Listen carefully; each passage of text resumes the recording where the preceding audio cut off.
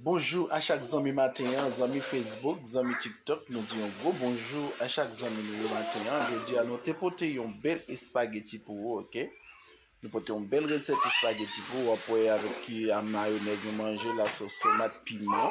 Après nous avons des avocats, nous avons des nous avons spaghetti, nous avons hot dog, nous avons des tomates, tout ça. Comme c'était bon job béni, nous avons un verre de l'eau, nous avons d'autres belles avocats, si vous avez mettre plus d'avocats dans les spaghettis là pour manger et nous avons des avocats encore. E pas problema. Bom dia a todos amigos, todo amiga, como está tudo bem?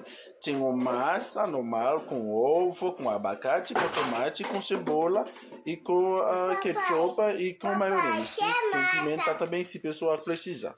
Tinha um divertente suave também para a pessoa para tomar. Deus abençoe a todo amigo, toda amiga que vai olhar a receita. Que um grande abençoe para toda a família. Tchau, tchau. Amanhã por um lot de vidéo. Bom dia, Benin.